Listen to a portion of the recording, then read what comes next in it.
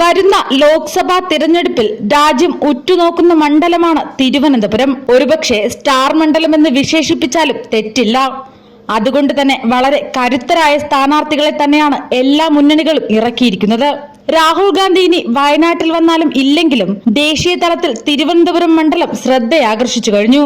ഇത്രയധികം ഹൈപ്പ് മണ്ഡലത്തിന് കൈവരുമ്പോഴും sitting MP Sasi തരൂരിന്റെ കാര്യം പരിങ്ങലിലാകുമെന്ന പ്രതികരണങ്ങളാണ് വോട്ടർമാർക്കിടയിലുള്ളത്. സുനന്ദ പുഷ്കറിന്റെ മരണവിവാദം കത്തി നിൽക്കുന്ന സമയത്ത് പോലും തരൂരിന്റെ വിജയം അനായാസമായിരുന്നു. പക്ഷേ കാലം കടന്നപ്പോൾ തിരുവനന്തപുരവും വളർന്നിരിക്കുന്നു. വിശ്വപൗരന്റെ പ്രതിഷ്ഠയെ നിലനിർത്താൻ പാടുപെടുന്ന തരൂരിനെ കുറിച്ച് ചോദിച്ചപ്പോൾ തിരുവനന്തപുരത്തെ ജനങ്ങൾ പറയുന്നത് ഇങ്ങനെയാണ്: 4 ആള് കൂടുന്ന കവലയിൽ ഒരു ഹൈമാസ് ലൈറ്റ് വെച്ചിട്ട് നടുവിൽ തരൂരിന്റെ സംഭാവനയെന്ന് എഴുതി വെച്ച് മടങ്ങുന്നതല്ലാതെ ഒരു പള്ളിപ്പെരുന്നാളിന് പോലും തരൂരിനെ കാണാനില്ലത്രേ. കേരളത്തിൽ പല പ്രശ്നങ്ങളും നടക്കുമ്പോഴും വായ തുറക്കില്ലെന്ന് സത്യം ചെയ്തിരിക്കുകയാണ് അദ്ദേഹം.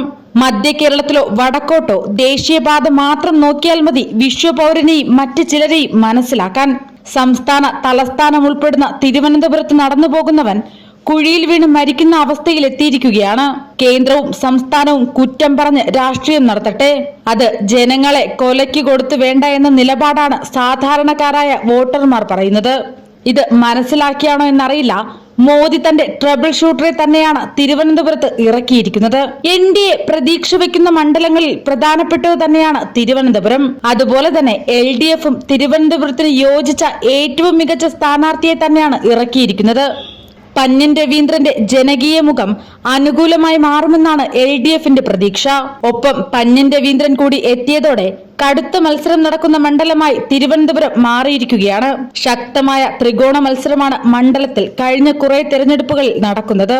തൃശൂരിനൊപ്പം BJPയുടെ A ക്ലാസ് ലിസ്റ്റിലുള്ള മണ്ഡലമാണ് തിരുവനന്തപുരം. കഴക്കൂട്ടം, വെഞ്ഞാറമൂട്, തിരുവനന്തപുരം, നേമം, പാറശാല, കോവളം, നെയ്യാറ്റിൻകര എന്നീ 7 നിയമസഭാ മണ്ഡലങ്ങളാണ് തിരുവനന്തപുരം ലോക്സഭാ മണ്ഡലത്തിന്റെ പരിധിയിൽ വരുന്നത്. 76% നഗര വോട്ടർമാരും ബാക്കി തീരദേശ വോട്ടർമാരും അടങ്ങുന്ന തിരുവനന്തപുരത്ത് നഗരപരിധിയിലെ 70%-ത്തിലധികം വരുന്നത് ഹിന്ദു വോട്ടർമാരാണ്. നിയമസഭാ മണ്ഡലങ്ങളിൽ കോവളം ഒഴികെ എല്ലാം LDFന്റെ കയ്യിലാണ്.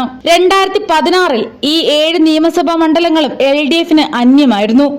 നിയമമാകട്ടെ BJPയുടെ കയ്യിലും. 2019-ലെ ലോക്സഭാ തിരഞ്ഞെടുപ്പിൽ LDF 3-ാം സ്ഥാനത്തായിരുന്നു തിരുവനന്തപുരത്ത്.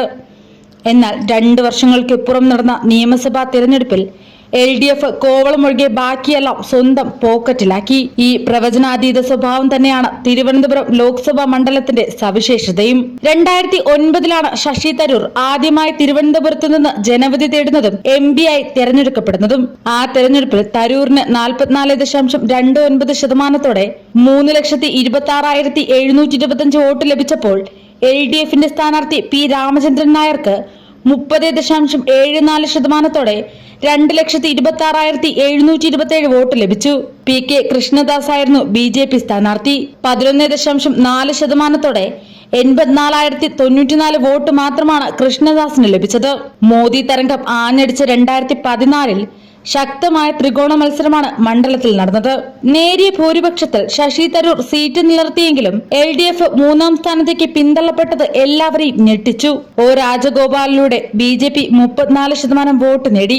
മണ്ഡലത്തിൽ BJPക്ക് ചരിത്രത്തിൽ ഏറ്റവും ഉയർന്ന വോട്ട് വിഹിതം ലഭിച്ചതും ഈ തെരഞ്ഞെടുപ്പിൽ തന്നെ. എന്നാൽ 2019-ൽ ശശി തരൂർ നില മെച്ചപ്പെടുത്തി. 1,00,000-നടുത്ത് ഭൂരിപക്ഷം നേടിയാണ് തരൂർ മണ്ഡലം കാത്തത്. LDF കരുത്തനായ C ദിവാകരനെ സ്ഥാനാർത്ഥിയാക്കിയെങ്കിലും 2-ാം സ്ഥാനം തിരിച്ചുപിടിക്കാൻ സാധിച്ചില്ല. കുമ്മനം രാജശേഖരനിലൂടെ BJP 2-ാം സ്ഥാനം നിലനിർത്തി. തിരുവനന്തപുരത്തെ സംബന്ധിച്ച് കൊച്ചിക്ക് പുറമെ IT നഗരമായി വളർന്നുകൊണ്ടിരിക്കുകയാണ്. IT രംഗത്ത് കൊച്ചിയും തിരുവനന്തപുരവും തമ്മിൽ മത്സരവും നടക്കുന്ന സമയത്ത് യുവാക്കൾ കൂടുതലും തിരുവനന്തപുരത്ത് സ്ഥിരതാമസമാക്കാൻ ആഗ്രഹിക്കുന്നവരാണ്.